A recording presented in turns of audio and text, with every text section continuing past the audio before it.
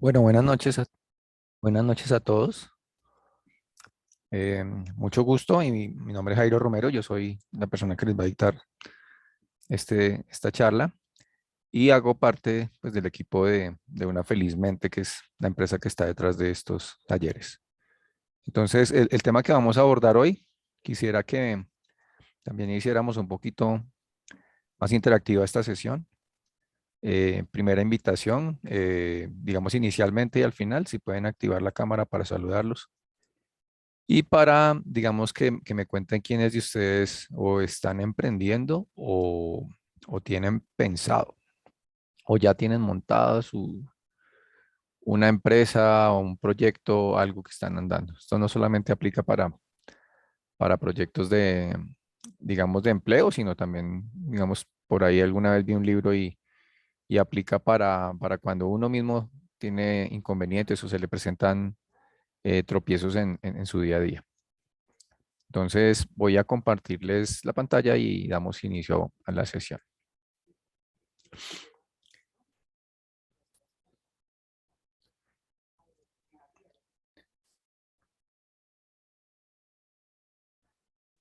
Entonces me confirman si pueden ver lo que estoy proyectando.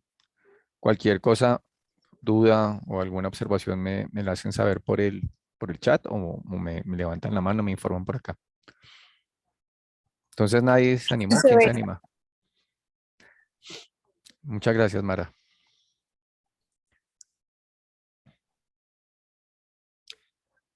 Bueno, entonces vamos a dar inicio al taller. Les cuento un poquito de mi trayectoria. Yo de formación soy ingeniero.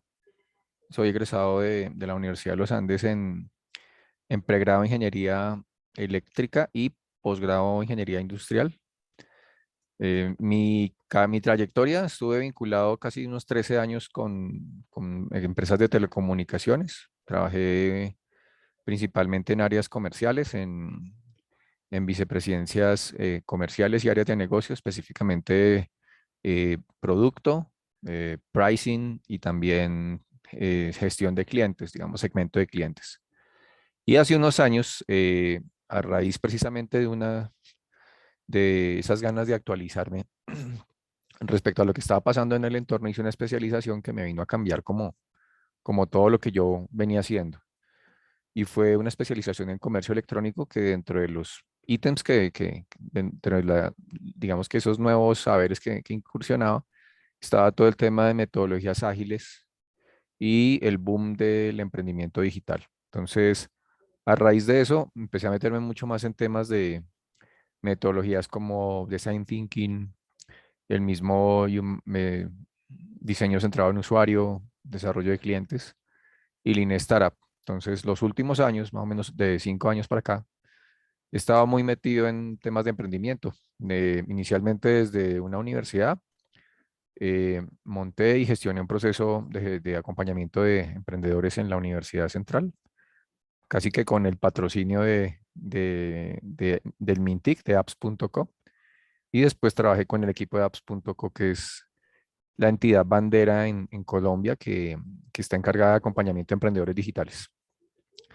También tengo experiencia como docente. Hoy en día dicto en una especialización de publicidad digital, específicamente gestión de proyectos de base digital. Y este año estoy acompañando una empresa, hago parte de una empresa que se llama Luce Animation Studio, que es un estudio de animación en Colombia que ha ganado unos premios muy, muy, muy importantes y está creciendo. Entonces estoy haciendo parte del equipo para, digamos, con la idea de crecerlo y que siga ganando premios, obviamente, pero también su modelo de negocio se robustezca. Entonces, eso soy yo. No sé si tienen alguna inquietud. Entonces, vamos a hablar hoy de esta primera parte. Les preguntaba que quiénes están emprendiendo, porque básicamente la primera pregunta o una de las primeras preguntas que se tienen que empezar a plantear cuando empiezan a armar su plan, a mirar digamos, a gestar sus ideas de proyecto, es pensar más en el problema que en la misma idea. Entonces, identificar el problema siempre va a ser un buen camino. ¿Por qué? Pues porque básicamente sí se ha identificado que incluso en las mismas empresas, no necesariamente emprendedores, sino en las mismas empresas cuando se empiezan a gestar los proyectos, eh, no se toma el tiempo necesario para ahondar en los diagnósticos e identificar muy bien el problema que están abordando. Entonces, falta rigor, falta metodología. Se toma normalmente lo que es evidente. Entonces, eso empieza a interferir básicamente en la identificación y no permite o permite que se tome por donde no es y temas muy por encima. Y lo que se ve después es que eso redunda en pérdida de tiempo, pérdida de recursos. Entonces, otro punto también importante es que el emprendedor o normalmente quien está gestando ese proyecto eh, piensa en la solución, tiene, digamos, ya una idea, incluso tiene un mecanismo. De hecho, esta tarde tuve una charla con una emprendedora que básicamente están desarrollando una aplicación y no han tenido mayor contacto con el mercado, pero ya le metieron cerca de 15 millones a la aplicación. Entonces, está tan enamorada de la solución y no ha tenido, no le ha dedicado el tiempo necesario para saber si lo que usted está abordando con esa solución, si tiene asidero, si tiene de dónde agarrar. Entonces, esta frase la encontré hace un tiempo en un paper que leí y tiene, digamos, un mensaje muy claro. Y es que básicamente cuando se está empezando es muy relevante, es totalmente recomendable que se le dedique mucho tiempo a identificar el problema. Eh, Básicamente, casi que de un 100%, 90% debería estar dedicado a identificar el problema. ¿Por qué? Porque identificar claramente qué es lo que está pasando en el problema, cuáles son las causas, cuáles son las consecuencias, eh, les da casi que un camino directo a identificar la solución más viable. Cuando no se hace eso, entonces se toma lo primero que funciona y pues, lo que puede pasar es que no sea el camino a seguir. Hay diferentes estructuras para empezar a definir un problema. Entonces, eh, ¿cómo lo acoto? ¿Cómo lo parto? ¿Cómo empiezo a darle como, a buscarle el lado, ¿sí? A identificar ciertas dimensiones? Y esto, digamos, es una estructura que en algún momento encontré y es la que les voy a compartir hoy. Se llama el lienzo o el canvas del problema. En este tema de las metodologías ágiles, uno se apalanca en muchas herramientas que se llaman lienzos o canvas. Entonces, este es uno de esos. Esos lienzos tienen, ahorita vamos a ver algunas reglas para utilizar esos lienzos. Esta tiene 7 dimensiones. Y esas 7 dimensiones parten de este señor en el centro. Y es quién tiene el problema. Detrás de todo problema hay un doliente. Y ese doliente hay que saber qué características tiene, en qué momento es que sufre el problema, ¿sí? ¿Qué variables están? ¿Qué sentimientos son los que expresa cuando tiene el problema? Hay una gran diferencia entre lo que puede ser un usuario y un cliente. Eso también lo vamos a ver en la siguiente parte de la charla, porque el usuario no es lo mismo que el cliente. Entonces hay que saber si es el usuario o es el cliente. Normalmente el problema va apuntado al usuario. Entonces, y el problema, pues, pueden ser una o varias personas. La segunda dimensión que es importantísima identificar es la situación, el contexto en el que se desarrolla el problema. Los problemas o los momentos detonantes tienen ciertas variables que los, digamos, enmarcan, ¿sí? Entonces, si ustedes se ponen a mirar una situación específica, por ejemplo, ¿en qué momentos es que es imposible coger un taxi en Bogotá?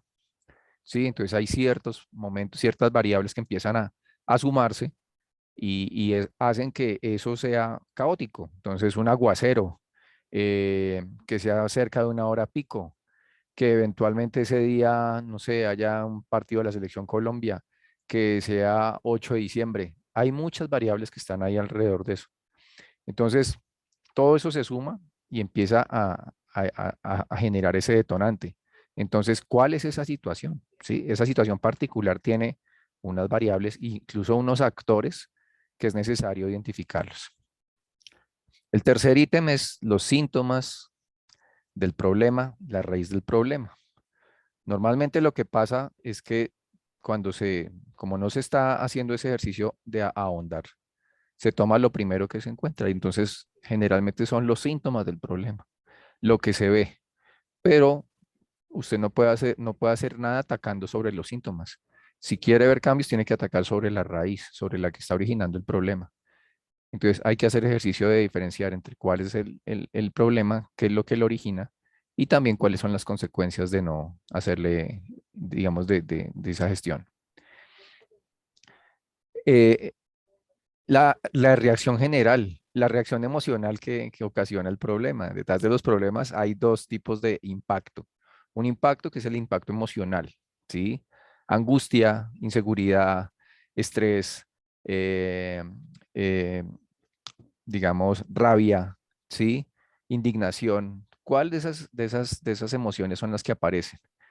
Y el objetivo es empezar cuál es la que más se repite y también más adelante qué es lo que hace la gente para tratar de no sentir eso, ¿sí? Cómo lo trata de sortear.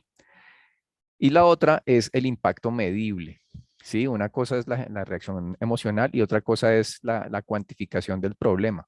Entonces, todo problema dependiendo, puede ser incluso más tangible o un poquito intangible.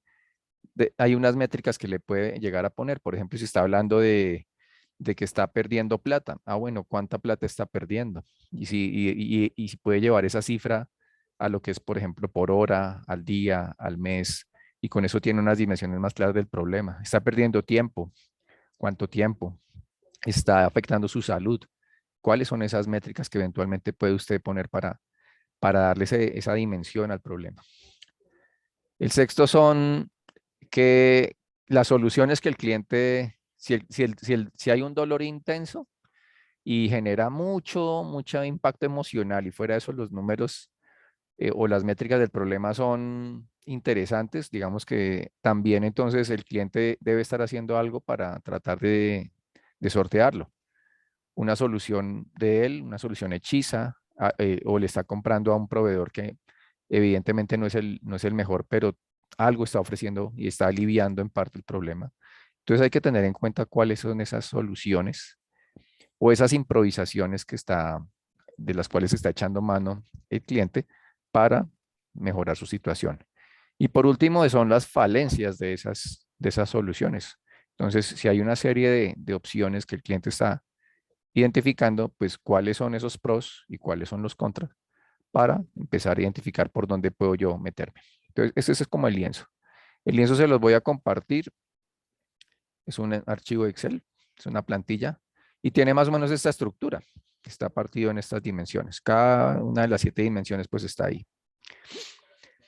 Entonces aquí está el problema, aquí está el contexto, aquí está las soluciones alternativas, los clientes, el impacto emocional, la parte cuantificable y las falencias. Entonces vamos a hacer un ejemplo rapidito, voy a mostrar. Y el objetivo es que cuando ustedes empiecen a hacer ese ejercicio, desagreguen eso que creen que es el problema. Van a poner una declaración inicial como esta, que es con la que ustedes están arrancando, y van bajando cada vez de nivel hasta completar una declaración mucho más completa. Entonces, este ejemplo dice, las personas de Bogotá tienen un problema con el tráfico vehicular, que eso no es nuevo, debido a la gran cantidad de tiempo que toma movilizarse desde un espacio a otro, de un destino a otro. De acuerdo con esto, digamos que lo que vamos a desarrollar es una aplicación de viaje compartido. Esto lo hizo un emprendedor hace unos años. Esto era su declaración inicial. Entonces él decía que básicamente quería aprovechar que Bogotá tenía ese problema y que él tenía la opción de trabajar su carro en algunos momentos y pues digamos que eso era, y que veía que mucha gente tenía la misma situación. Entonces la invitación fue a hacer el ejercicio y bajarlo de nivel. Y esto fue lo que él hizo. Entonces, preguntas generales que están enmarcadas en la estructura que les acabo de dar y que tienen que hacerse. ¿En qué contexto ocurre el problema? ¿Quién tiene el problema? Las características de ese quién. Eh, el problema tiene otros problemas, o sea, es un problema que se puede partir. Hay emociones involucradas. ¿Qué tipo de emociones? ¿Cómo le ponemos métricas al dolor que está sintiendo? Y si actualmente el cliente tiene algunas soluciones a las cuales recurre para aliviar ese dolor. ¿Y qué ventajas tienen esas soluciones? Entonces, esto ya lo dije, lo primero es enfocarse. Es preferible identificar el 10% de las personas y no desgastarse con un 90% de clientes. ¿Qué pasa acá? Cuando uno empieza a decirle al emprendedor que trate de acotar su campo de acción, él siente como que está perdiendo mercado. Y no, el ejercicio de empezar a hacer foco, pues es precisamente que no pierda esfuerzos. Entonces, ese es un mensaje como inicial. Entonces, el primer cambio que se hizo en ese momento fue empezar a acotar ese universo de las personas en Bogotá. Y cuando empezó a bajar de nivel, lo que se hizo fue empezar a identificar el arquetipo de cliente. Entonces, no son todas las personas, son las personas que eventualmente tienen vehículo propio, que sus puntos de desplazamiento son extensos y toma mucho tiempo y que eventualmente van a algún punto en Bogotá en donde digamos, puede ser un nodo porque mucha gente va hacia allá. En ese caso, digamos, él planteaba el centro de la ciudad. Era una persona que vivía en Chía y a diario hacía esos desplazamientos, Chía-Bogotá, Bogotá-Chía, y básicamente eso era su ir y venir. Casi en el desplazamiento se gastaba 1 hora y media, 2 horas. Entonces, ya lo acotó mucho más. Las personas con vehículo propio que viven en localidades de la periferia de la ciudad quieren ganar ingresos extra y trabajan en el centro de la ciudad. Incluso aquí se pueden meter otras variables, ¿sí? La edad de la persona. Entonces, ¿de qué edad? Una persona que es independiente, una persona que eventualmente puede ser un profesor universitario que se desplaza hasta el centro, donde es un punto nodo de las universidades en Bogotá, ¿sí? Es bancarizado, no es bancarizado. eh, digamos que es una persona que interactúa constantemente o ya hace parte de ese mundo digital de las aplicaciones, el correo, la música. Son variables que empiezan a identificar mucho más. Digamos que en este caso la dejamos así muy sencilla. El contexto del problema. Entonces, el contexto del problema eh, es bien importante y es uno de los puntos que de pronto les cuesta mucho más a los emprendedores empezar a identificar. ¿Por qué? Porque lo que se pide en este punto, o digamos que la buena práctica que hay que tener es meterse a entender el problema. Entonces, en el caso, digamos, de este ejemplo, pues él está hablando por cuenta propia cuál es su problema, pero si lo que él está buscando es conectar o empezar a identificar si su problema tiene asidero, si es un dolor que se repite, pues lo que tiene que hacer es meterse a hablar con otras personas, tanto los que tienen el carro como los que tienen problemas con tomar el transporte y ven como una opción subirse a un carro compartido. Entonces, eh, es difícil porque digamos que uno de los grandes mandatos acá es no encuestas, sino tiene que interactuar, tiene que aprender, tiene que meterse en el terreno y empezar a entender la dinámica completa desde todas las dimensiones, haciendo ejercicios de observación, haciendo entrevistas, escuchando mucho, mirando la dinámica, identificando cuáles son los puntos de dolor, identificando qué es lo que a la gente le gusta, qué es lo que no le gusta, qué es lo que más le molesta. Entonces, meterse en el contexto casi que es sumergirse, es empezar a respirar y a sentir todo ese movimiento con todos los sentidos. Entonces, interactuar y aprender de las personas para las cuales está diseñando, ¿sí? Aquí está diseñando para dos públicos, para dos puntas. Esta palabra es muy clave acá, empatizar. Entonces, empatizar es conectarse, hablar desprendidamente, sin tapujos. Por eso, digamos, las encuestas no funcionan. Incluso las mismas entrevistas hay que saberlas llevar, ¿sí? Obtener nuevos hallazgos basados en conocimientos tácitos. Hay cosas que se ven, pero hay cosas que no se ven, hay cosas que no son evidentes. Entonces hay que leer entre líneas. Hay que ser, digamos que muy, muy perceptivo, hay que saber sacar la información. Un buen ejercicio de inmersión permite ver contrastes, qué es lo que la gente incluso hace y qué es lo que la gente no hace. Mucha gente, digamos, piensa hacer algo, pero no lo hace. ¿Y por qué no lo hace? O sea, por ejemplo, cuando están en temas de dietas o quieren hacer ejercicio, entonces sí voy a hacer ejercicio, pero finalmente no lo hace. O hoy voy a comer sano, pero no lo hace. Voy a ser más planificador, un poquito más organizado, pero no lo hace. Entonces, ¿qué es lo que pasa ahí? ¿Por qué ese bache entre una cosa y la otra? Entonces, eh, empatizar con los clientes es fundamental para llenar esta dimensión. El otro punto es, bueno, aquí así queda para el contexto del problema, entonces preguntas cuándo ocurre el problema, cuáles son esos detonantes, quiénes están involucrados, cuál es la causa raíz, cuándo se vuelve un problema, un verdadero dolor, un dolor insoportable que, que no se lo aguantan los clientes.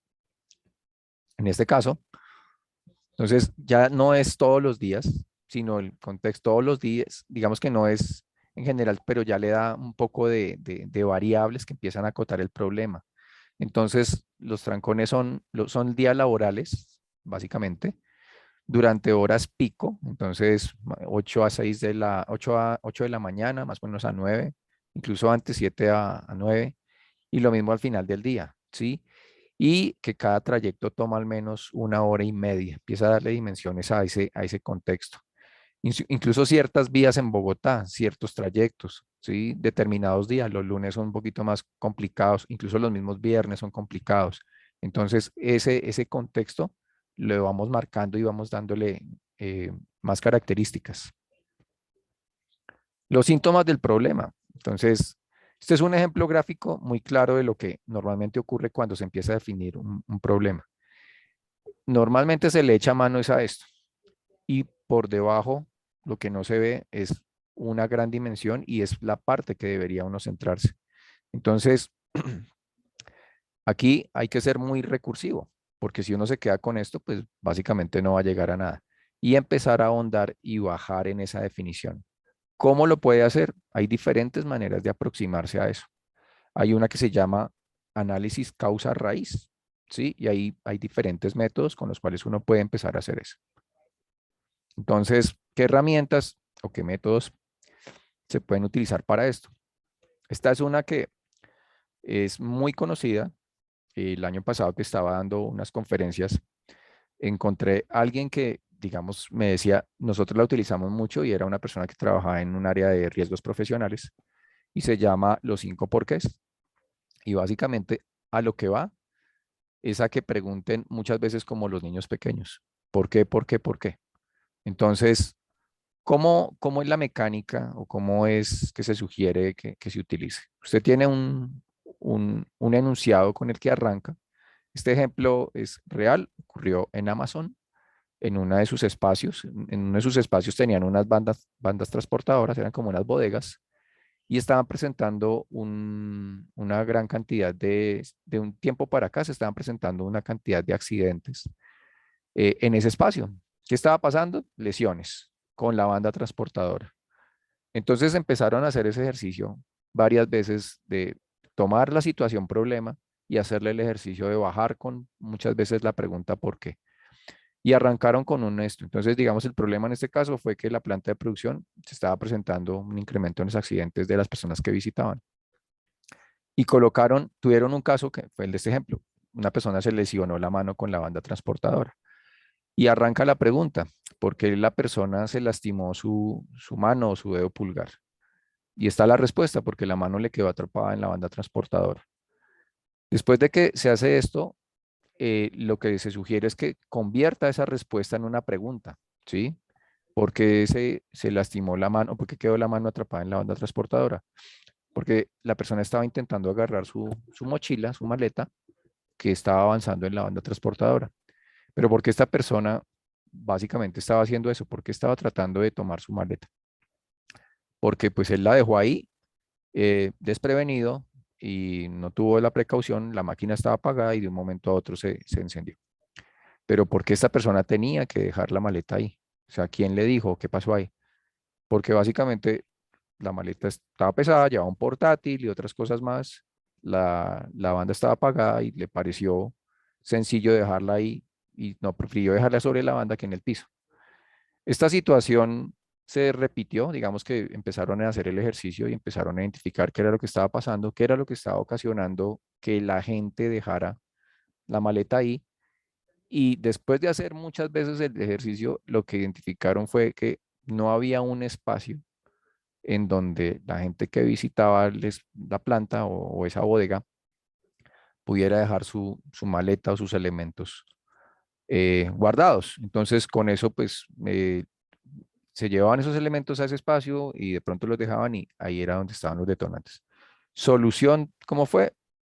Pusieron unos espacios como lockers, donde la gente dejaba allá y básicamente nadie podía entrar a esos espacios con maleta. Entonces, es un ejercicio, es un caso real y de esa manera funciona. Otra herramienta que de pronto ustedes la conocen mucho, incluso en metodologías como la metodología de marco lógico, la utilizan mucho, es esta y es muy sencilla, se llama el árbol del problema y es tomar el problema y abrirlo en estas opciones que están acá. Entonces, por un lado está el problema, que es el centro, pero ese problema hay que abrirlo en dos opciones. ¿Qué es lo que genera el problema? ¿Cuáles son las causas o lo que origina el problema? ¿Y cuáles son las consecuencias de no darle solución a ese problema? Entonces, este es un ejemplo muy colombiano y es el poco hábito de lectura que normalmente tenemos nosotros. Entonces, ¿cuáles son las posibles causas? Aquí también uno lo puede trabajar con niños, lo puede trabajar con grandes, lo puede trabajar en determinados colegios e incluso puede cambiar un poquito lo que está abajo, pero si uno se puede mirar, normalmente esto, causas el ausentismo, entonces los papás no están como muy pendientes del niño en su etapa de formación y pues, básicamente no le paran bola a eso. No hay materiales de lectura en el hogar, entonces lecturas que le llamen la atención a los niños. No hay motivación y cuando tienen que leer, pues solamente es por la tarea o porque está obligado. O los papás tienen baja escolaridad y eso incide directamente porque pues tampoco les llama mucho la atención leer. Son más de medios como la televisión o las películas por streaming. El centro del problema, pues, es el poco hábito de lectura. ¿Y qué consecuencias tiene eso? Desactualización, de bajo rendimiento escolar, vocabulario limitado, ortografía y, digamos que creatividad, pues, poca, entre otros. Entonces, de esta manera uno puede empezar a identificar esos puntos. Este es otro, no voy a ahondar sobre ese, pero solo lo menciono para que lo tengan. Se llama el análisis es-no es. Y también lo que hace es partir el problema en varias preguntas. Entonces, ¿qué es? ¿Dónde ocurre? ¿Cuándo ocurre? ¿Quién lo hace? ¿Cuándo? ¿Con qué frecuencia? Y empieza a bajar en nivel cada una de esas columnas. Después lo que hace es dos columnas, una que dice qué es lo que es y qué es lo que no es. Y a raíz de eso, lo que hace es plantear unos comentarios y digamos que los cuestiona alrededor de qué es lo que no es, ¿sí? Fíjense en qué es lo que no es y pásese a la columna de qué es lo que de verdad sí es. Mm. Entonces es una manera también que puede servir. Eh, ¿Qué pasó acá? Entonces se hizo el ejercicio de la raíz del problema y pasa simplemente del tráfico vehicular, que era lo que estaba en el primer enunciado. Y básicamente el problema no es, digamos que el tráfico está ahí, sí, eso ya incluso no se puede hacer. ¿Cuál es el problema? El tiempo que se pierde, la cantidad de tiempo, y ese tiempo que se pierde conecta directamente con la posibilidad de generar ingresos. Una persona que eventualmente en ese trayecto puede hacer llamadas o llamadas de venta, o si es un creativo, hacer algo creativo, pues está perdiendo esa posibilidad o esas 4 horas de generar ingresos. Entonces pierden mucho tiempo lidiando con el tráfico vehicular y podrían aprovechar ese tiempo para generar ingresos extra.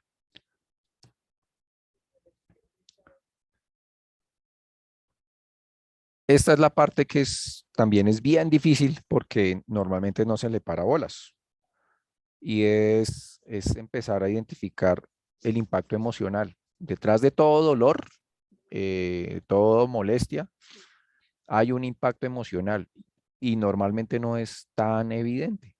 Entonces, incluso hay problemas que la gente no comunica, eh, así como así, por muchas razones. Si está, digamos que hay un ejemplo muy claro, y no sé si ustedes se acuerdan hace unos años. Básicamente, y ahorita estamos casi que en la misma situación, y fue cuando fue la votación del plebiscito por la paz, hace más o menos unos 6 años. Y la gente no comunicaba muy bien, digamos que usted podría tratar de sacarle la información a la gente por quién iba a votar, y usted iba a saber la respuesta casi que evidente, era el sí. Pero en las votaciones salió el no. Entonces hay preguntas que eventualmente la gente maquilla la respuesta. Y eso puede pasar dependiendo del contexto, ¿sí? En entornos, por ejemplo, de educación sexual, nosotros somos muy gatos, esta cultura todavía es muy, tenemos muchos tabúes. Entonces, lo menciono porque tuve un estudiante el año pasado que estaba montando un e-commerce de un sex shop y uno de los problemas que tenía era cómo abordaba este tipo de preguntas, ¿sí? Y dependiendo del tipo de personas, el público con el cual interactuaba, pues básicamente le iban o no le iban a decir la respuesta, ¿sí? Entonces, este es un rango de posibles reacciones y aquí hay que tener en cuenta esto que esta presentación la hice el año pasado, pero es muy válida y es que hoy en día aún seguimos con tapabocas, entonces interactuar con la gente y sacar e identificar esas emociones, si hay un tapabocas de por medio, pues es mucho más difícil. Entonces, incluso si es a través de este medio, de medios digitales, es mucho más difícil por lo que ustedes están viendo. Y es que el único que tiene la cámara prendida soy yo. Nosotros hicimos una consultoría con una amiga hace 2 años y una de las partes duras de las entrevistas que hicimos estábamos haciendo así una consultoría para una empresa que se llama Cibercolegios y teníamos que entrevistar empresas o proveedores de colegios, padres de familia y profesores y en la mayoría de casos casi que no nos prendían la cámara. Entonces, esto es muy difícil, ¿sí? Y si tienen la opción de que tengan al contacto al frente sin tapabocas y que ustedes puedan interpretar eso, pues sáquenle provecho. Entonces, eso es como lo primero. Hay que ser, hay que saber hacer eso.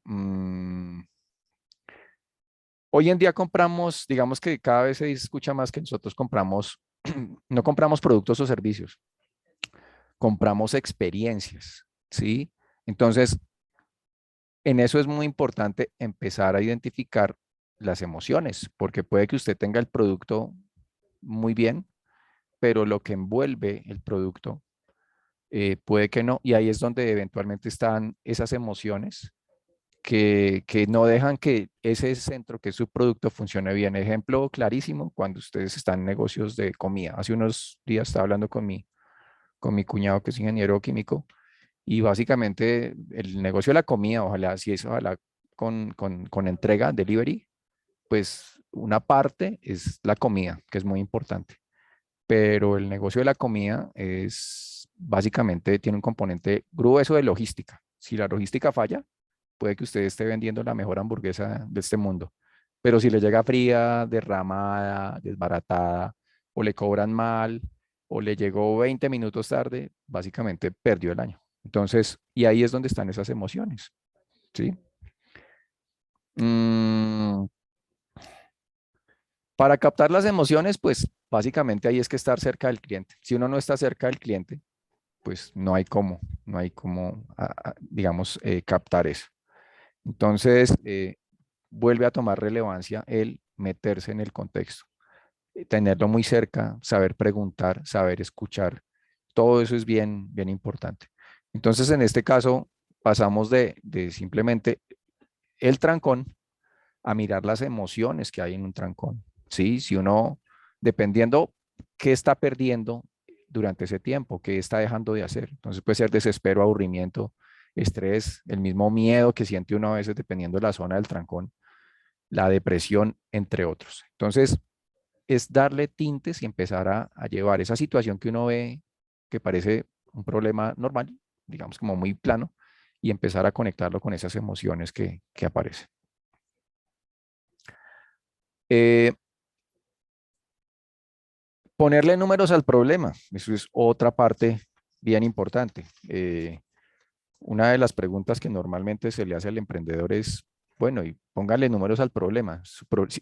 Y cuando les es difícil ponerle números al problema, pues ya empieza uno a patinar. Trate de ponerle números. Hay algunos que son de pronto más fáciles o más sencillos, pero de alguna manera uno tiene que llevarlo a algo que sea claro, tangible, que uno sepa que si ese problema no lo tiene solo una persona, sino lo tienen varias personas, que no ocurre solo una vez al año, sino que tiene tres momentos claves en el año, ¿sí? Que no solamente es a nivel Colombia, sino que casi que todos los países de Latinoamérica. Entonces, cuando uno empieza a identificar eso, pues le va dando dimensiones al problema.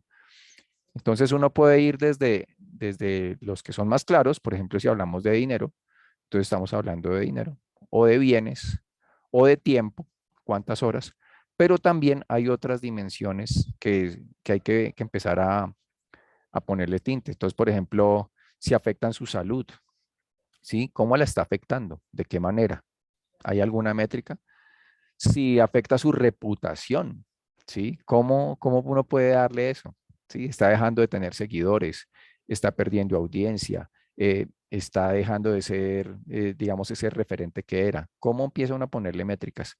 O lo mismo con las relaciones, en su círculo social cada vez son menos o de pronto esas personas que tenía no eran lo que usted esperaba, entre otros. Entonces, pueden ser unos más tangibles, otros menos intangibles, pero la idea es darle esas características o esos tintes para poderlo evidenciar.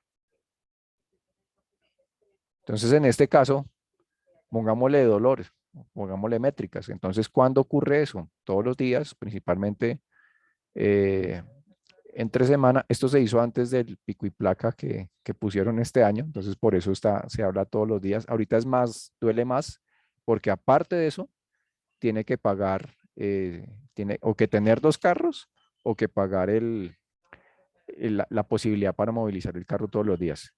Horas pico y placa de 8 a 6 p.m., hora y media por trayecto y aproximadamente 15 horas semanales o 60 horas al mes.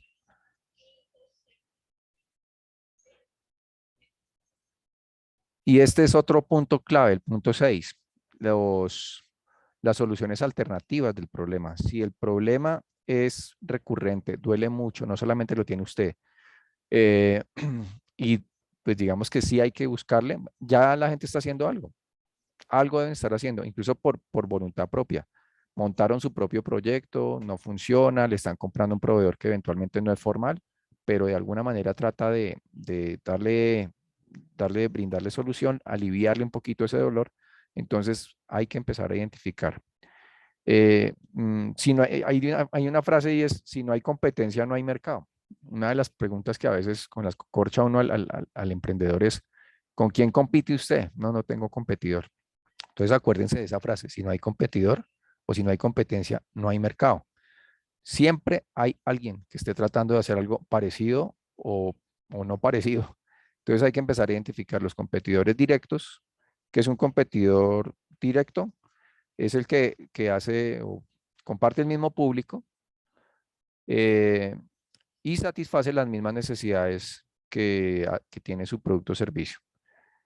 Competidor directo. Y el competidor indirecto es todo aquel que lo puede sustituir. Ejemplo sencillo, si usted produce jugos, pues su competidor directo va a ser jugos, bien sea naturales o con preservantes, pero un competidor indirecto puede ser el agua, ¿sí? Entonces, en algún momento no puede calmar, digamos que no tiene para el jugo o no encontró, pues básicamente compra agua. Y otro punto importante aquí es empezar a identificar los referentes. Entonces, ¿quiénes son? Directos, indirectos y referentes. Los referentes normalmente son jugadores que ya están establecidos, que tienen ciertas características y que, digamos que tienen ya una marca definida, un mercado cautivo y tienen unos valores clarísimos, una propuesta de valor muy clara. Son En como este los líderes caso, del mercado, ¿no? sí, Los líderes del mercado. Son los sí, los líderes del mercado. En este caso, la persona ubicó ya competidores directos a lo que estaba haciendo, empresas como Uber, Didi, Pickup, Bit. Cuando se hace esto, la sugerencia es no solamente identifique los competidores, sino empiece a mirar qué características son las que son claves revisar sobre los competidores. A esto se le llama matriz de competencia. La matriz de competencia funciona de esta manera. Es un cuadro comparativo en donde en la primera, pues puedo yo incluirme o puedo no, digamos que cualquiera de las dos. Lo importante es que yo acá en las siguientes columnas incluya las demás soluciones, los demás competidores. Entonces aquí tengo la solución uno o el competidor uno, competidor 2, competidor 3. Y con estas características. Ejemplo más claro de esas aplicaciones que acabamos de ver.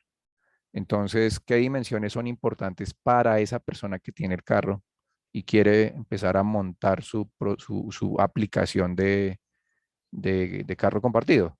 Entonces, ¿qué información es relevante? Entonces, la comisión que cobran, el modelo del carro que aceptan, si tiene moto o si acepta motos, la libertad de los horarios, o sea, que yo puedo trabajar en mis tiempos cuando quiero, no tengo que trabajar en ciertos horarios definidos.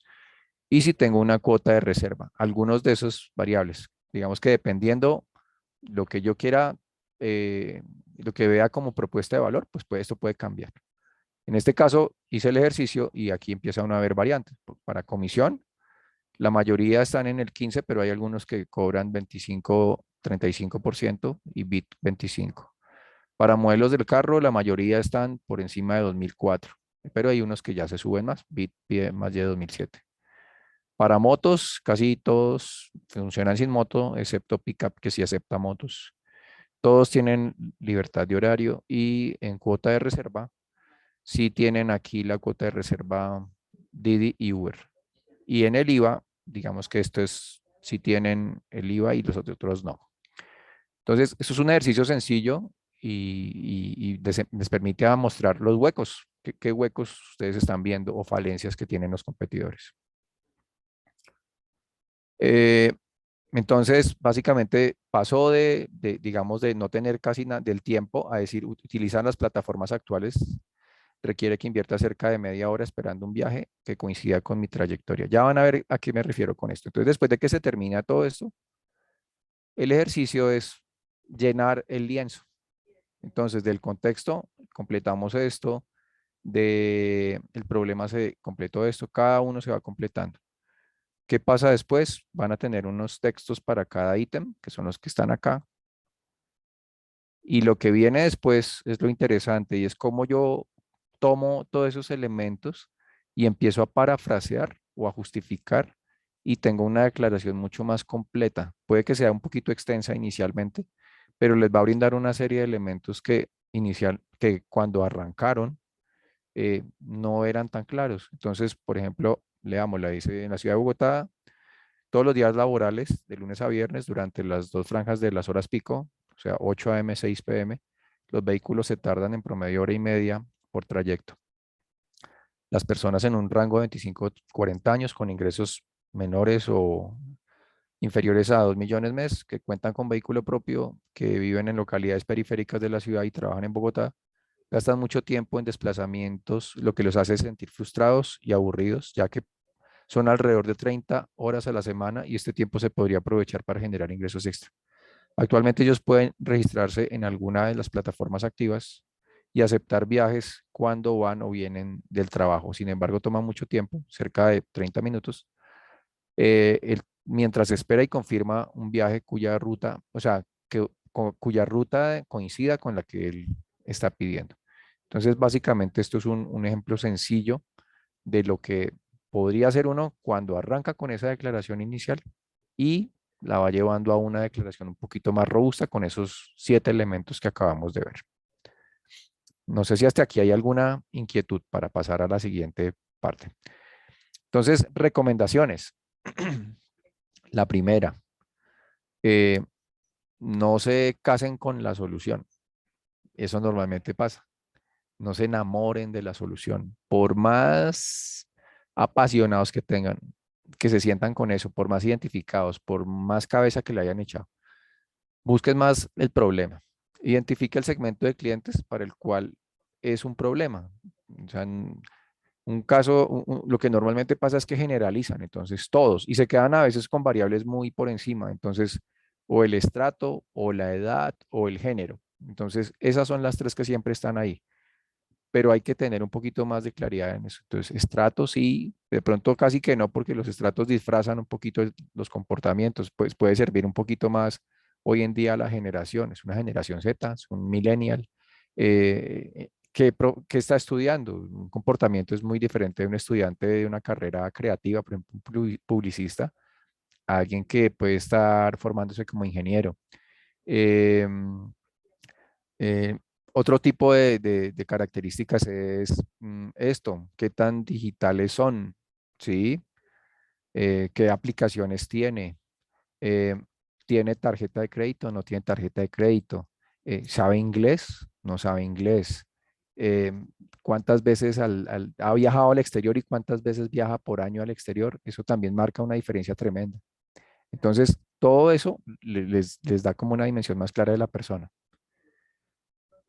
Céntrense en un problema.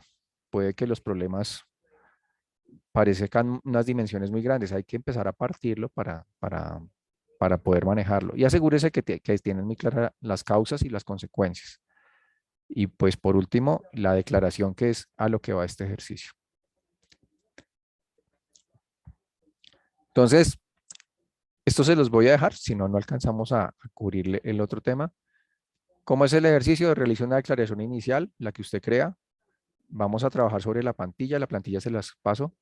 Desarrolle paso a paso ese modelo, complételo y después redacte o tenga toda esa información en una sola declaración. Y muy importante, pues no, valídela. ¿Qué es validarla? Es contarla para ver si es clara, si tiene los elementos correctos y si la gente básicamente la entiende, es comprensible. Lo que veo entonces, básicamente, es como desmenuzar siempre un problema, eh, como que la forma más fácil de comprender un problema y pues digamos como en este tema de emprendimiento es empezando por como una especie de indagación, ¿no? Y tiene que ser muy profunda. Es como que entre más yo lo pueda como, em, es que no sé cuál es la palabra, como que entre más partes yo pueda sacar de ese problema, entre más vistas, más cosas pueda haber alrededor de ese problema, es mejor para mí, ¿sí? No solamente como para no crear solamente una solución, sino tener varias soluciones, contemplar varios puntos de vista, saber que lo que estoy haciendo o en lo que estoy desempeñándome está bien, ¿sí? Tal cual, es empezar a buscarle, no quedarse con esa única dimensión que tienen al principio, sino buscar todas esas dimensiones que pueden estar conformándolo. Y estas son algunas de esas 7 dimensiones. Ok, gracias. ¿Listo? ¿Alguien más que tenga alguna inquietud o alguna observación? Nos pueden escribir también por el chat, igual nosotros aquí pues se la leemos al ingeniero Jairo, por si la tienen o algo. Voy siguiendo y de todas maneras, ahorita paro y reviso las preguntas. Entonces, Listo. esta es la primera parte. La segunda, que conecta, pues detrás de todo problema hay un doliente. Esto es un ejemplo sencillo, muy gráfico, de quiénes pueden estar detrás de un problema. Y normalmente hay muchos actores. Entonces, eh, pues, ¿quién es el cliente y quién es el usuario aquí? En este ejemplo es clarísimo. Al igual que en la cajita feliz de McDonald's, quién es el cliente y quién es el usuario. Entonces, este es el producto, un videojuego, este es el usuario final, pero él no lo va a comprar. Él puede tener varias personas a su alrededor que pueden cumplir o seguir ese rol de comprador. Puede ser la mamá, que se la quiere regalar. Puede ser la abuela, que también la abuela es alcahueta y no sabe los problemas que trae eso y se lo puede regalar. Pero también en ese juego de identificar actores puede haber influenciadores. Puede haber influenciadores fuertes y puede haber detractores. Y eso puede ocurrir, esto es un ejemplo sencillo cuando uno se acerca a personas, cuando es una aproximación B2C, de business a consumer. Pero en las empresas ocurre lo mismo. Usted le está vendiendo a un área determinada, al área de calidad. Y el área de calidad va a ser su usuario final, pero no va a ser su comprador. Su comprador es el área financiera o el área administrativa, ¿sí? Y adicionalmente tiene un área, digamos que está vendiendo software como servicio en arriendo. Y la empresa tiene un área de tecnología. Entonces, un detractor, porque puede que le esté quitando trabajo o le esté quitando oportunidades a esa área, pues va a ser esa área, ¿sí? Eh, un, un influenciador fuerte puede ser, no sé, un ejecutivo de la empresa que venga de otra empresa del mismo sector que ya vio funcionando ese software de esa marca y básicamente quiere que lo instale. Entonces pueden identificar a todos esos actores. Hay que hacer ese ejercicio, un mapeo de actores, cuáles son. Entonces, principal error, no enfocarse en el correcto, ¿sí? Entonces, eso es un ejemplo sencillo. Eh, ¿Qué hay que tener en cuenta para esto? Entonces, básicamente, pasos para empezar a identificar el cliente o el perfil del cliente. Aquí se le llama mucho o el perfil o el arquetipo del cliente. Entonces, ¿cuál es el problema que está resolviendo? Ya venimos de la parte de allá, la parte anterior. ¿Quiénes tienen el problema? ¿Qué características tienen esos? ¿Con qué segmento de clientes vamos a arrancar primero? Porque puede que sean varios segmentos de clientes los que lo tienen, ¿sí?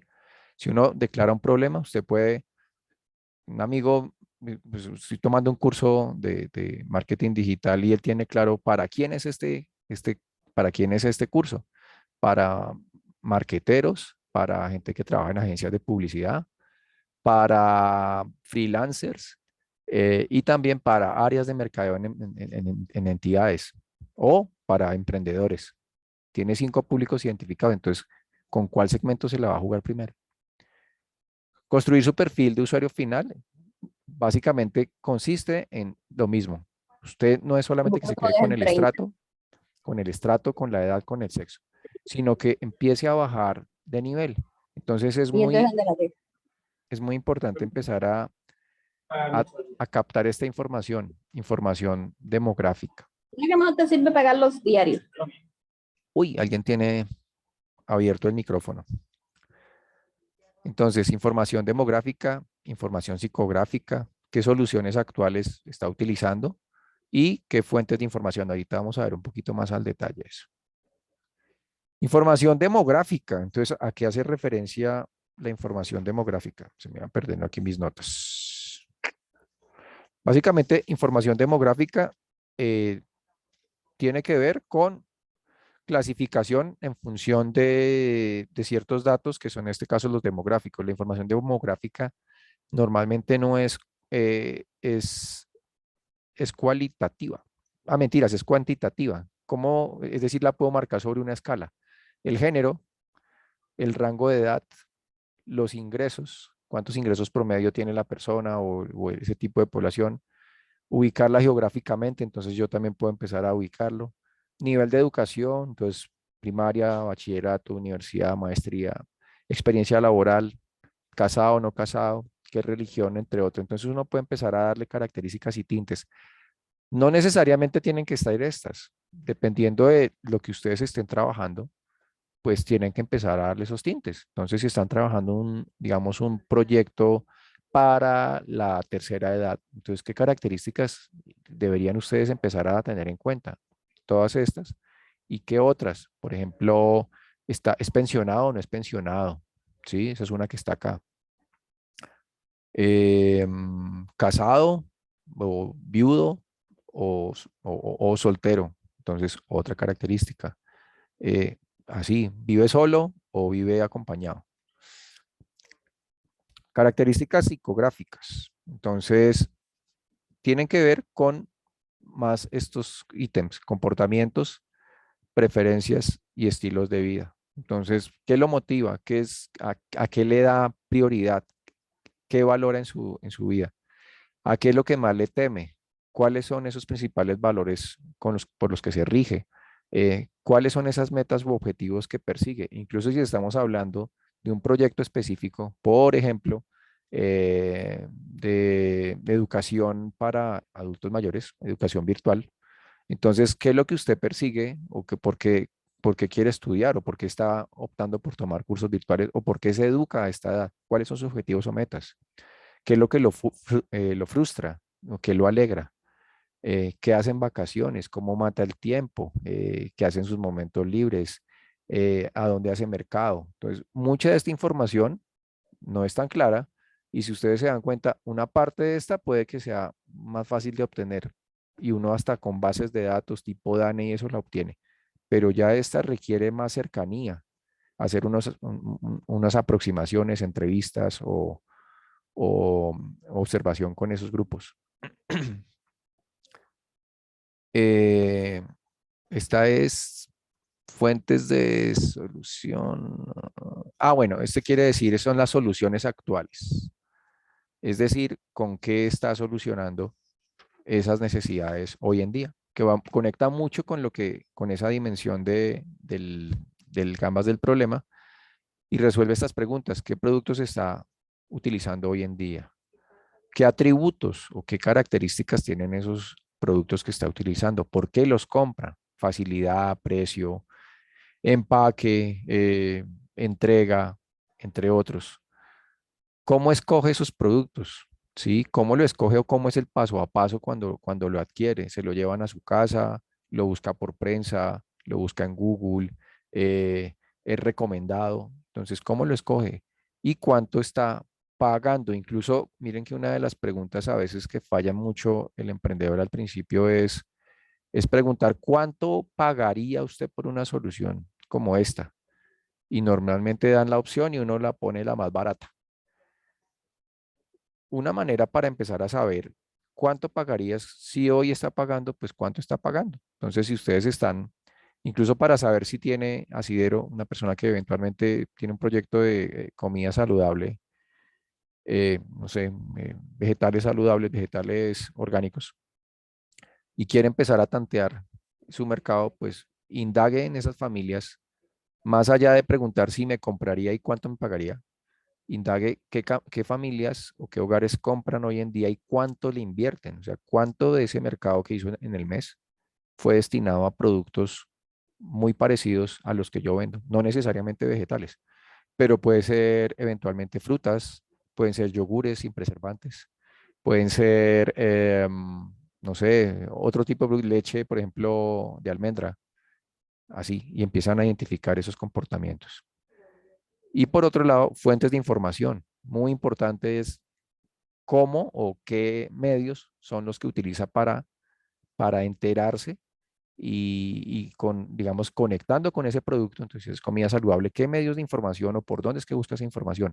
¿A qué fuentes de información recurre? ¿Qué sitios web o periódicos o medios o locales o empresas son las que utiliza para mantenerse informado sobre ese producto específico?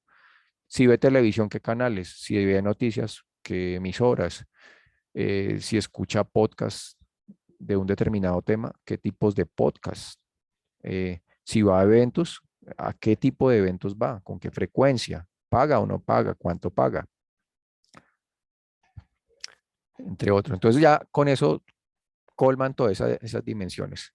Al igual que las herramientas que hablábamos ahorita para identificar al cliente, hay unas herramientas también que son para perfilarlo.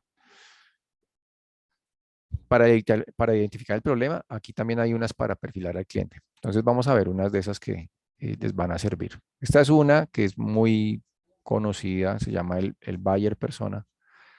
Y básicamente es que ustedes traten de tomar de todo ese universo que ustedes ven de lo que es su posible cliente, le den unas características muy dadas y lo puedan describir, casi como ustedes pueden describir a su pareja.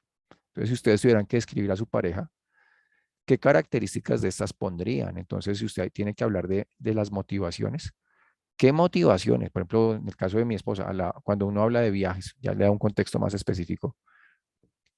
A mi esposa, ¿qué es lo que la motiva en cuanto a los viajes? ¿Sí?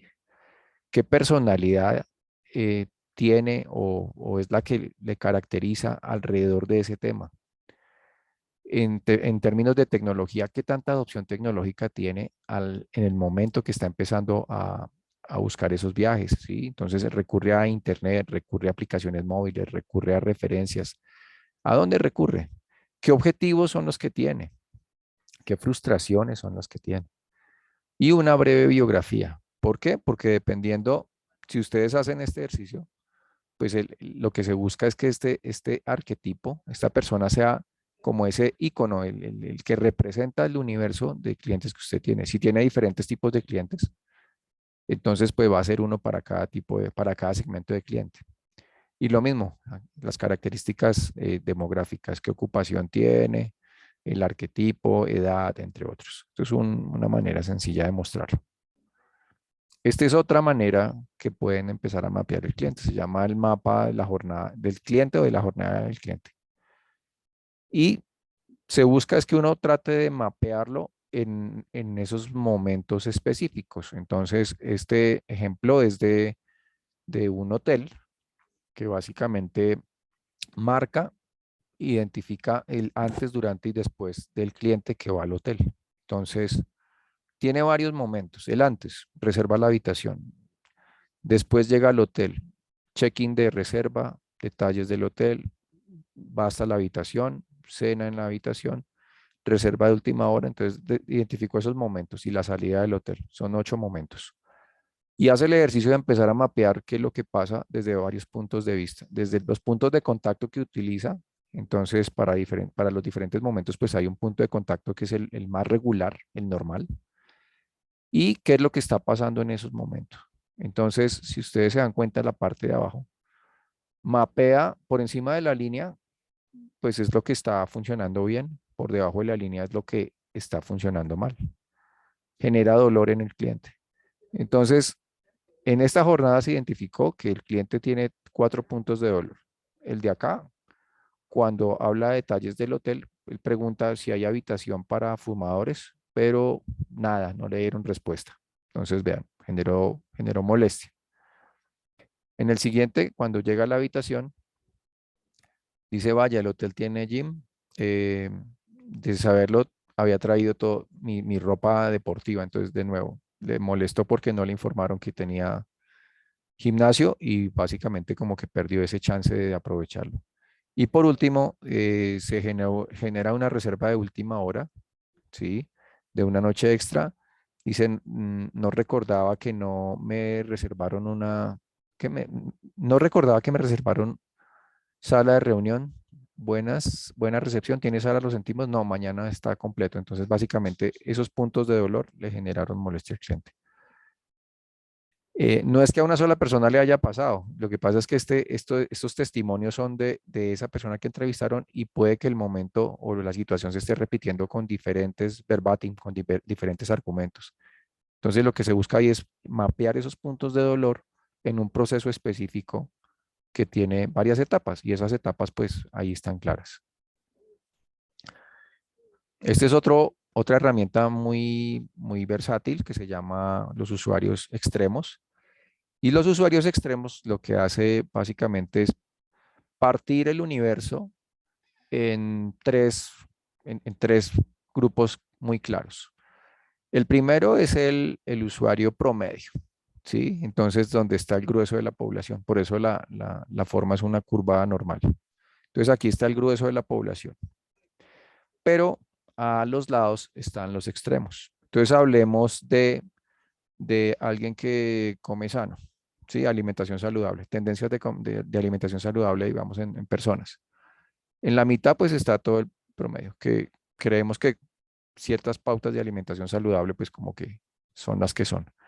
Pero en los extremos hay personas que se ubican. Entonces, por ejemplo, un usuario extremo a la derecha es alguien que básicamente todo lo come saludable.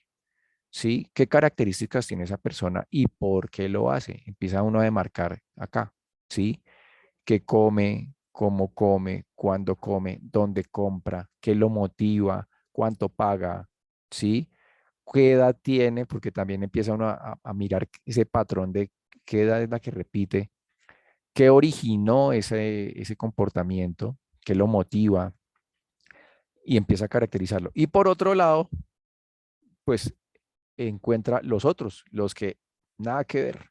Y aquí pues es normal encontrar que aquí son más jóvenes, ¿sí? Sardinos, por ejemplo, estudiantes de colegio, incluso universidad, que no comen mucha chatarra, no les importa, prima el precio sobre la calidad, casi que la oportunidad está ahí en comer lo que más les den, no se preocupan por la salud. Entonces empiezan a dar características al usuario de la izquierda. Y aquí es, bueno, este es el promedio, este es el extremo. ¿Con cuál de esos extremos es que yo voy a jugar? ¿Y qué características tiene este extremo que me van a servir a mí? ¿Sí? Porque es más difícil vender para acá. Aquí es donde venden todo el mundo, ¿sí? Pues porque está el grueso, no se diferencian casi. Pero si usted puede empezar a diferenciarlo acá, pues ¿cómo lo está haciendo? ¿Y qué valora la gente que está acá? Entonces, esa es una herramienta que también sirve mucho, usuarios extremos. Y el otro se llama el mapa de empatía. El mapa de empatía tiene las siguientes, digamos, es otro lienzo, como los que les he mostrado. Y este lienzo tiene 6 dimensiones. En el centro está su usuario. Es una herramienta que básicamente les va a permitir obtener esa información cualitativa, esa información que no es tan clara, y entender muy bien a la persona desde esas dimensiones. Entonces, ¿para qué sirve? Diseñar productos, servicios, crear campañas de mercadeo, permite validar o descartar hipótesis de una manera muy sencilla y muy rápida y identificar esa información clave de los clientes. Entonces vamos a ver este mapa, cómo funciona. Entonces, tiene 6 dimensiones. En la parte superior dice qué piensa y qué siente. En la parte de la derecha, qué ve. En la parte de abajo, qué habla o qué dice. En la parte de la izquierda, qué escucha. Y en la parte de abajo, cuáles son sus dolores y cuáles son sus necesidades. Aspectos a tener en cuenta acá cuando se realiza un mapa de empatía. Como les mencionaba, uno muy importante es acotar al cliente. Si ustedes hacen esto de manera, digamos, muy superficial y no se tiene un ejercicio muy claro de a quién le van a apuntar, entonces aquí les va a aparecer información de todo. Si ven que hay diferentes grupos de clientes, segmentos de clientes a los que les puede apuntar la solución, la sugerencia es que lo partan, abran 2 o 3 mapas, ¿sí? Es muy importante para llegar a hacer estos mapas, es bien importante antes tener un acercamiento con los clientes a través de ejercicios de observación o de interacción, digamos, empatizar. Entonces, ¿cómo lo hace uno? Pues diferentes maneras.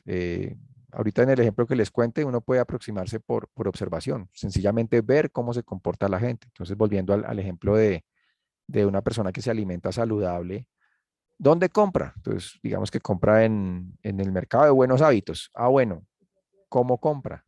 ¿Qué pregunta? ¿Cada cuánto va? ¿Sí? ¿Cómo revisa la información? ¿Qué le revisa los productos? Entonces, todo ese lenguaje que es no verbal, ¿cómo lo interpreta usted? ¿Qué es lo que usted está viendo? ¿Qué frases o expresiones son las que normalmente dice? Entonces, ahí sí, pues digamos que la observación no sirve. Usted tiene que interactuar con la persona, tiene que preguntarle, oiga, ¿usted por qué compra ya? ¿Qué es lo que lo motiva? ¿Cada cuánto compra? ¿Para quién compra? ¿Sí? ¿Cuánto gasta? Y en ese contacto con la persona, pues es importante saber esas palabritas que repite, ¿sí? ¿Cuál es el dolor que está, digamos, por qué lo compra? Pues porque tiene alguna necesidad. ¿Qué emociones positivas o negativas surgen? ¿Mm? Son tan importantes las emociones negativas, pero también las positivas. Las de sentirse lleno, las de sentirse confortable, agradecido, esas emociones son claves. ¿Cuál es el objetivo? Identificar patrones en la información recolectada, poder mapear las necesidades claves y obviamente identificar las inconformidades. ¿Dónde es que están las inconformidades y los dolores? Porque ahí es donde está la tarea para hacer y plantear productos o servicios interesantes. Entonces dice, bueno, me devolví. Entonces, vamos a ver acá esta parte, dice, estos lienzos todos tienen un orden lógico. Entonces la sugerencia es sigan ese orden lógico. El primero tiene que ver con el que ve. Y eso es, digamos que conecta es cuál es el entorno que esa persona está revisando. ¿Sí? Entonces, ¿qué ve? Ve prensa, ve televisión, ve a sus compañeros. eh, ¿Cómo está? ¿Qué es lo que él ve de cara a esa solución? Entonces, volviendo al mercado, a la persona que se alimenta saludable, ¿qué es lo que él ve? Ve un catálogo que le mandan mensualmente, ve lo que le envían en ofertas por el WhatsApp cada mes. ¿Qué es lo que está viendo? Después del paso 1, va al paso 2. ¿Qué es lo que lo influencia? ¿Sí?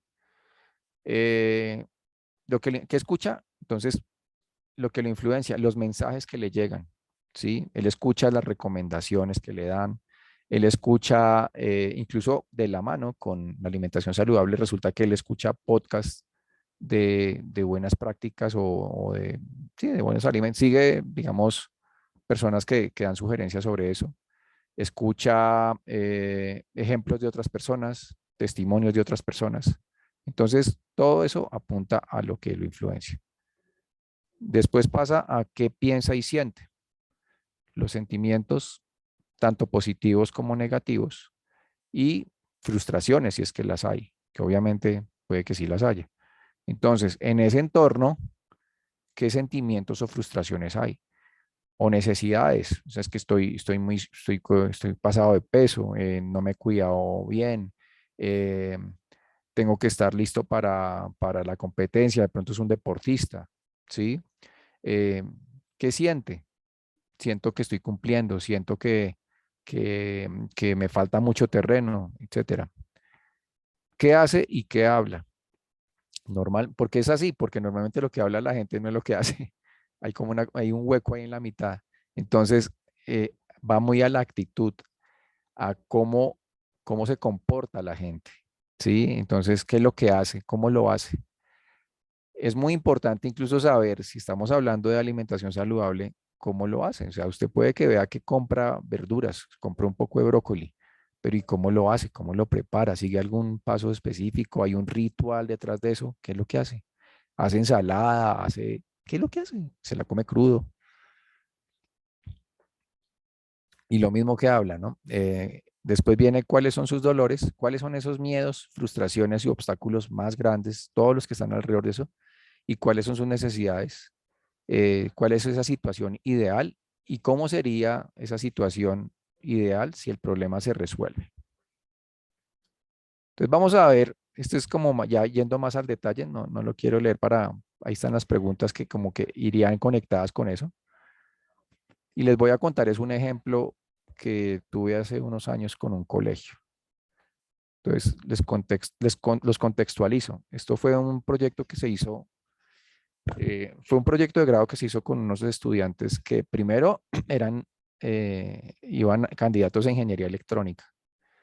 Fue un desafío para ellos porque ellos normalmente no, en ese tema de interactuar y conectar con la gente y hablar, el ingeniero, sobre todo el electrónico, es más de sentarse a hacer cacharros y a soldar circuitos que a hablar sobre problemáticas y mucho menos con la problemática, con los chicos que les voy a contar ahora. Entonces, era un colegio que de pronto lo conocen, es el Colegio San Francisco CDA, está ubicado en Ciudad Bolívar. Ese colegio hasta antes de la pandemia era un referente en educación inclusiva, es un colegio distrital, es un colegio que tiene un modelo de inclusión es un modelo de inclusión para chicos que son sordos, ¿sí? Entonces ellos en primaria y bachillerato aceptan chicos con esa problemática. Incluso se les ha agrandado el tema porque no solamente les llegan chicos sordos, sino también multidéficit. Pero pues el ejercicio lo hicimos con los chicos sordos. El modelo de ellos, cuando arranca por primaria, se llaman aulas inclusivas. No, aulas exclusivas. Aulas exclusivas quiere decir que son solo ellos. Es decir, las clases se dictan inicialmente para grupos de sordos en primaria, tercero, cuarto, quinto primaria. Cuando ya son más grandecitos, más o menos segundo bachillerato, los mezclan. La gran mayoría del colegio pues son chicos que hablan y escuchan bien, pero una gran minoría son estos. Entonces, ya después de que pasan a segundo bachillerato, los mezclan. Y entonces en los salones, el grueso del público son personas pues que, jóvenes que escuchan y no tienen problema, pero poquitos, 3, 5 estudiantes pueden ser sordos. ¿Qué estaba pasando digamos que les conté el contexto? Entonces ya había un modelo de inclusión y la problemática era que básicamente habían unas asignaturas en donde no les estaba yendo bien, ¿sí? Y generaba casi que mucho escozor, dolor. Para los que de pronto saben del tema, yo no sabía y aprendí alrededor de eso, pues la única herramienta de ellos es el lenguaje de señas. Y hay una gran dificultad en ellos, digamos, partiendo del lenguaje de señas, porque a veces ni en el mismo hogar se los motivan. O sea, ellos aprenden en el colegio, pero en la casa no se la fomentan, sino les hablan con otro tipo de señas. Y el otro gran problema es que ellos no, digamos que el español, si bien lo pueden aprender, es muy difícil la manera como se les enseña. Métodos tradicionales, útiles, que no son llamativos, clases que, por ejemplo, una clase de historia en un grado octavo o noveno, en donde el profesor que está al frente ni sabe el lenguaje de señas ni le interesa saber, solo que está dictando su asignatura. Entonces, ¿cómo funciona una clase de esas? Se para el profesor al frente, el profesor, digamos, inicial, titular, al frente del salón, pues un pedazo de la población son estudiantes, digamos, que escuchan y hablan, y una minoría son chicos sordos. Al lado del profesor titular se para la intérprete y todo lo que imparte el profesor titular, pues lo traduce la chica que la intérprete. Entonces, ese ejercicio lo hicimos y les voy a contar qué pasó a grandes rasgos. Entonces, ¿cómo hicimos el ejercicio? Interactuamos con profesores, interactuamos con directivos, interactuamos con la directora del programa, digamos, del área de inclusión.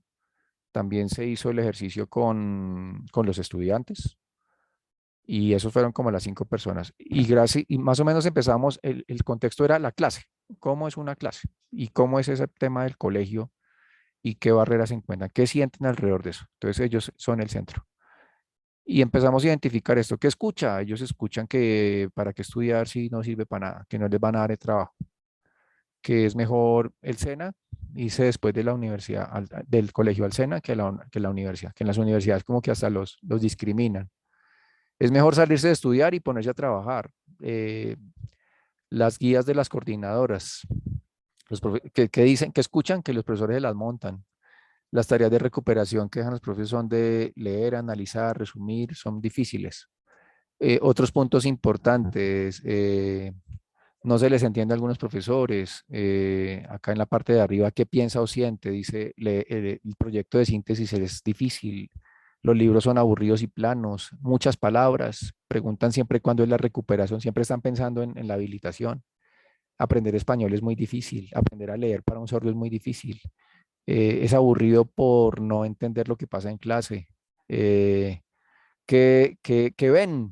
Nosotros interactuamos con los más grandecitos, entonces ya todos tienen móvil, tienen celular, utilizan mucho Google, ven todo el tiempo la intérprete. Digamos que a ellos no les interesa ni siquiera ver el profesor titular. Ven que los estudiantes oyentes no socializan con ellos, que los miran mal. Ellos mismos perciben y dicen que los estudiantes oyentes saben más. Entonces empezamos a hacer este ejercicio. ¿Cómo se hizo este ejercicio? Con profesores, con directivos. Esta lluvia de ideas no solamente la hicimos nosotros, entre todos. Después de que se hace este ejercicio de votar ideas muy concretas alrededor de eso, lo que viene es abrirlas en diferentes patrones. Entonces, no sé si aquí me salté uno, quitaron. Uy, está, es este, que están al revés. Lo que hace es darle tintes. Entonces, empezar a clasificar toda esa lluvia de ideas con colores dependiendo del tema. Entonces, porque hay temas que se repiten. Entonces, si ustedes ven las amarillas, la mayoría están asociadas con el aprendizaje y muchas de ellas con el español, ¿sí? Entonces, libros, palabras, eh, sobre todo las de acá arriba, se copian de sus compañeros. Las rojas tenían que ver como frustraciones, lo que más los frustra, la vida social, la familia no los apoya, la recuperación, que los discriminan, entre otros. Y las verdes son como las que tienen que ver con esos puntos de escape, donde se sienten muy bien. Entonces, la explicación de sus propios compañeros, reunirse con sus propios compañeros sordos, jugar con los juegos del celular en el recreo, hacer deporte, los partidos de fútbol entre los cursos, Google, entre otros. Después de esto, ¿qué sigue? Como ya uno caracteriza toda esa información en grupos, le da prioridad y es aquí donde pasa al que yo me decía acá, que me salte acá. Entonces empieza a abrirlo. Frustraciones, académico, y el de la derecha son disipadores. Desde lo más, entonces lo empieza a poner arriba lo que ve que se repite más, que quiere decir que es, diría uno que es más importante, más doloroso. Entonces en la parte de arriba van quedando, por ejemplo, acá las frustraciones que más se repitieron, que más salieron. Aquí las del académico, cuáles son esos dolores académicos que más aparecieron. Y por último, esas zonas de escape que digamos, las que más recorrían ellos. Si ustedes se dan cuenta, en la parte de arriba aparecieron mucho esos temas de español. Uno de los problemas recurrentes era ese, el español. ¿Cómo aprenden y no les gusta? Han intentado muchas cosas y casi que no. Entonces, por ahí se enfocaron los proyectos de grado. Este fue el ejercicio que se hizo con los profesores. Me pasé acá, sí. Entonces era el tablero muy visual, nos sentamos como 1 hora y media a votar ideas con las instrucciones y empezar a mapear todas esas necesidades, empezar a caracterizarlo desde esos puntos, ¿sí? Y eso se hizo con ellos. Entonces, eh, bueno, les cuento, no puse la solución. ¿En qué terminó el tema? Básicamente se hizo un desarrollo electrónico, porque era una tesis de ingeniería electrónica, que estaba enfocada a hacer más ameno el aprendizaje del español utilizando electrónica. Entonces, este que era el estudiante, lo que hizo fue conectar esos elementos de frustración, empezar a mirar qué elementos les gustaban a los estudiantes, donde disfrutaban el juego, qué juegos de celular les gustaban, y conectó esas dos cosas. Entonces, lo que hizo fue un juego, una manera a través de la dinámica de los juegos, enseñarles a utilizar los verbos en un aparatico, en una tableta, digamos, para que los pudieran digerir. Entonces, lo que hacía él era conectar ese verbo, conjugarlo y llevarlo de una manera mucho más lúdica para que el estudiante, digamos, lo viera más como un juego que como una clase de español. Entonces, y le daba puntos. Entonces, eso era lo que hacía con su desarrollo. Recomendaciones del mapa de empatía. Estos son herramientas que son visuales. Si se dieron cuenta, lo que hicimos fue en el tablero. Hubiéramos podido mandarle a los profesores un archivo por el Drive de Google, pero pues no. Entonces, esto funciona mejor visual, son herramientas muy visuales. Entonces, imprimirlo, tenerlo ahí al frente, hacerlo en grupos es vital, porque pues básicamente si yo lo hago solo, estoy con mi criterio solamente. Aquí teníamos al rector, a los profesores, estudiantes, la psicóloga, teníamos como a 7 actores. Entonces, trabajo en grupo es clave, diferentes saberes. Contar con información previa. Entonces, ¿qué información previa? Ya habíamos hablado con profesores, ya habíamos visto clases, ya habíamos hablado con estudiantes. Después de que se recogió toda esa información y teníamos mucha información cercana, hicimos el ejercicio, ¿sí? Nosotros éramos moderadores, pues eso lo hicimos con otro profesor y con el estudiante. Nosotros éramos los que hacíamos las preguntas, los que dábamos las instrucciones. Los que votaban la información eran los profesores. Describa a su cliente. Utilicen elementos tipo post-it o papelitos de colores en vez de rayar sobre los formatos. ¿Por qué? Porque esto es una herramienta que es viva y pueden ustedes irla mejorando a lo largo de la evolución del proyecto. Si rayan, pues básicamente no, como que no permite eso. Entonces uno coloca papelitos, lo que hace es tomarle fotos, sacar conclusiones de ese lienzo e ir mejorándolo, ¿sí? Identificar insights, es decir, patrones, hallazgos, cosas no evidentes. Aquí se busca que toda esa información empiece a conectar nodos y esos nodos los cuestionen a ustedes. Ustedes digan, oiga, pero ¿qué está pasando acá? Hay cosas porque hay cosas que normalmente eso pues uno como que las asume, pero hay otras que surgen así. Y prioricen esos temas. No todo es importante. Hay cosas que, incluso por la misma manera como uno aborda los desarrollos del proyecto, pues tiene que darle prioridad a lo que es urgente, a lo que es prioritario. Entonces, ¿qué es prioritario para el desarrollo?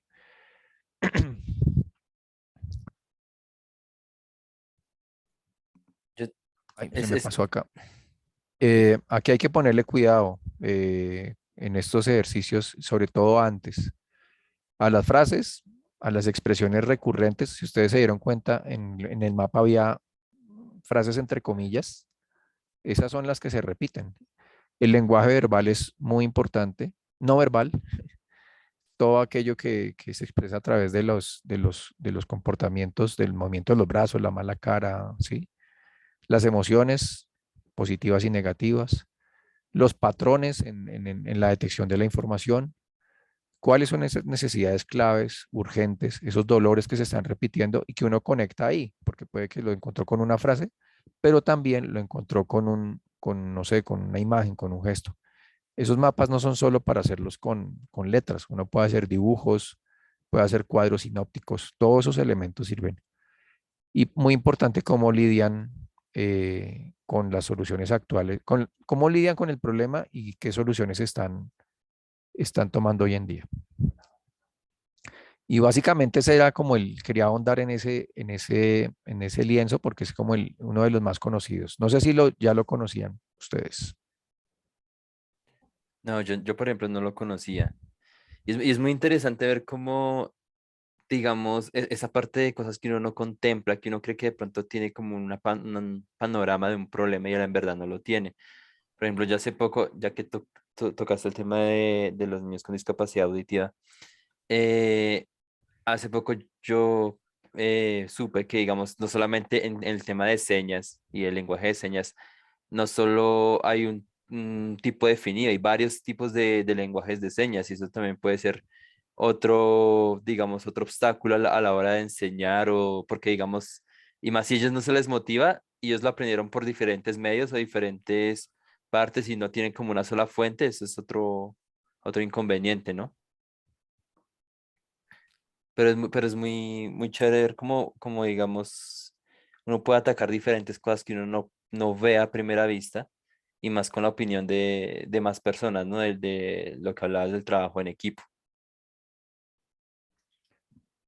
Sí, ya que hablas de eso, yo tengo dos temas ahí claves que me pasaron en este proyecto. El primero era que nosotros siempre tratábamos en los correos electrónicos y digamos, en la información escrita, ahorita me acordé porque tú lo dijiste, era que decían niños con incapacidad auditiva. Entonces nosotros también le poníamos así, como muy elaborado, niños o algo así. Y una profesora hasta que nos dijo varias veces, dígale sordos. Nosotros nos sentíamos como, uy, pero no, no, no, dígale sordos. Pero entonces al final ya no, es que no es porque a mí me guste que le diga así, es que ellos mismos dicen que les diga sordos. Entonces nosotros, uy, como todo impactante. Entonces, ese fue Ah, un choque ok. para mí porque pues uno no les dice porque uno cree que les va a molestar. No, ellos, y me lo dijo la profesora, que es la líder del tema ya. Ah, Ese fue pues. uno. Y el otro, pues es que a raíz de la cantidad de gente con la que interactuamos, pues cada quien tiene su punto de vista. Entonces, una cosa tiene, digamos, un punto de vista tiene el profesor que enseña español, ¿sí? Porque es el que más le cuesta el tema. Pero si usted habla con el de matemáticas no hay casi problema, ¿sí? Tiene otro tipo de inconvenientes. Eh, entonces, la diversidad de puntos de vista, eso es vital para este tema. Incluso hasta los mismos que no alcanzamos a hacerlo, pero una de las tareas que queríamos hacer en ese momento para las entrevistas era incorporar a gente que, si bien no tenía un rol fundamental en el digamos, en lo que hace el colegio, que es la educación, sí interactúa con ellos todos los días. Entonces, ejemplo, la persona en la cafetería, pero no pudimos cuadrarla para el proceso, porque es que ella sí los ve y los atiende, entonces uno quisiera saber, bueno, ¿y cómo es el problema acá? Ellos, usted que escucha alrededor de lo que pasa en su día a día, ¿sí? Entonces, esos puntos de Claro, vista son vitales, son muy porque pueden tener claves. elementos claves. Sí, bien, por ejemplo, eso, eso, por ejemplo, o sea que, pues de pronto uno no puede asumir en todo lado, ¿no? Uno tiene que, digamos, a ellos como a este grupo que con el que tú trabajaste, no les, bueno, les parecía mejor que les dijeran sordos. Puede haber otro grupo que no les, que de verdad no les guste esa palabra, ¿sí? ¿Mm? Pero eso es lo chévere de uno entrar a indagar, de entrar como a ver qué está pasando, qué están diciendo, cuáles son sus puntos de vista antes de, porque uno siempre, quiera o no lo quiera, uno siempre va con algo asumido, ¿sí? Sí. Como porque es lo que a uno también le pueden enseñar o digamos es lo que uno ve por fuera y ya dentro es otro tema distinto. Y una de las recomendaciones es bajar eso, bájelo, bájelo completamente, casi que a cero. Es decir, no asuma nada, que usted no asuma nada, no asuma nada, porque es que asumir posiciones es muy difícil y le Sí, puede sesgar a usted un montón de cosas. claro. Una No sé si pregunta, tienen preguntas, espero haber sido sí, muy claro Sí, tenemos una en la pregunta. importancia de estas una herramientas. pregunta, ¿Sí? perdóname. Eh, en este caso, en este proyecto, sí fue viable, o sea, sí se llevó a cabo y sí hubo una mejora en el tema de la, de unirse en los dos grupos, los que no escuchaban y los que sí efectivamente tenían todos sus dotes para poder seguir ahí recibiendo su visión educativa. ¿Sí? Sí. Se llevó a cabo y entiendo que con lo que tú dijiste de la parte de un medio audiovisual como fue Google o Facebook, algo así, ¿entendí? Eh, Era un pues, dispositivo electrónico y el mm, público, el principal público eran los estudiantes sordos. Los otros pues no mm. tenían problema, O porque sea, pues no los hubo otros entienden. discriminación ahí de nada. Se siguieron comportando de la misma forma los dos grupos, los que escuchaban y los que no. Sí, no hubo necesidad de separarlos para poderse haber comunicación. No, no, no, es que el público de nosotros era a ver, ahí hay dos cosas que de pronto se confundieron. Las clases normales eran con los dos, ya en bachillerato se mezclaban los dos estudiantes. Entonces, Mm, una parte del salón eran, la gran parte eran pues oyentes y la minoría eran sordos. Entonces, ok. los salones siempre son así. Y al frente de ellos estaba el profesor titular y al lado del profesor titular el intérprete, porque era uno o una, ¿sí? Entonces, eso era lo que estaba. Ok, gracias. El dispositivo era para facilitar el aprendizaje de los verbos de los estudiantes sordos, ¿sí? Era eso. Dale, Carmen. Gracias. No, bueno, yo solamente tengo una consulta, pero no tiene que ver con el tema Ah, ok. de los sordos, sino, digamos, haciendo, bueno, digamos, no, como un resumen o una pregunta global de todo lo que nos explicaste. Cuando hay un negocio, bueno, en mi caso, yo quiero iniciar como una especie de consultorías contables, ¿sí? Entonces, en ese orden de ideas, ¿cómo podría yo, pues yo quiero es empezar, digamos, con pequeñas empresas, y tú una miscelánea, una panadería, de pronto una lavandería, cosas así. ¿Cómo hago yo digamos, empezar, digamos, no, empezar qué tengo que hacer? O sea, ¿cuál sería el consejo que me darías para iniciar el Pues emprendimiento o el tema que quiero, el que primero tengo en mente? pues hay varias preguntas. Esta tarde incluso tuve una charla con una emprendedora que estaba como en la misma situación. Lo primero es, pues, ¿cuál es ese problema que estás detectando que es un problema? O sea, ¿cuál es ese dolor que estás identificando? Entonces, si son asesorías contables, ¿por qué? O sea, ¿quién tiene el dolor y qué es lo que tiene? ¿Qué es lo que está pasando por qué buscan una asesoría contable? O si es que te han buscado, entonces, básicamente, ¿qué es lo que están buscando? ¿Cuál es esa necesidad? Eso por un lado. Y por otro, ¿quién la está buscando? Sí, porque es que es muy diferente, no sé, alguien que sea un empresario que está buscando un contador para su proyecto, para su empresa, versus una persona que necesita un contador o una asesoría contable porque se vienen las fechas de la declaración de renta. Entonces, la necesidad y quién está detrás. Eso por un lado.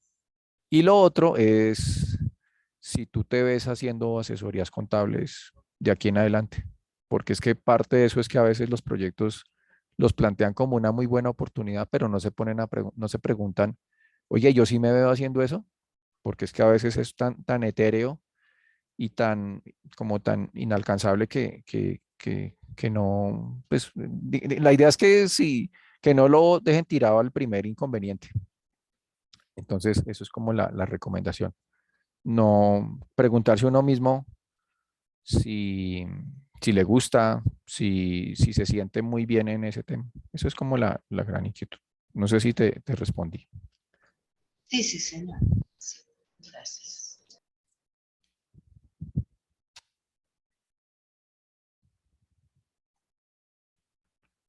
No sé si hay otra inquietud que quieran. Yo los lienzos se los hago llegar a través De ¿de quién? nosotros. Sí, con Paula te envía o la persona que nos contactó, que organizó hoy, les envió el lienzo tanto del mapa del lienzo del problema y este que es el del mapa de empatía, con las Ok, dimensiones que vamos a ver. listo. Igual en el link, en el chat está el link de inscripción de asistencia para que por Sí. favor lo diligencien ese formulario y así les podemos hacer llegar tanto la grabación como los formatos, ¿sí?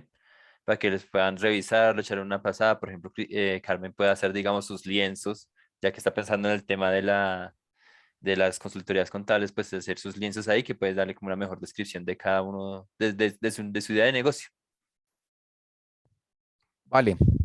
Bueno, entonces no siendo más, muchísimas gracias a todos y pues cualquier cosa, pues a través de Paola me cuentan, a través ahí del contacto de una felizmente me cuentan.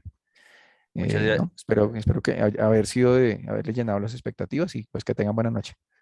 muchas gracias, ingeniero Jairo. También muchas gracias a todos los asistentes Gracias. por su participación, por estar aquí, por acompañarnos esta tarde-noche.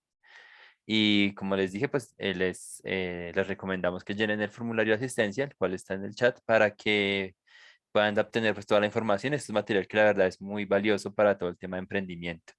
Y asimismo, pues, que estén pendientes de los correos, que también les estaremos comunicando futuras conferencias o talleres que estemos también trabajando con una felizmente.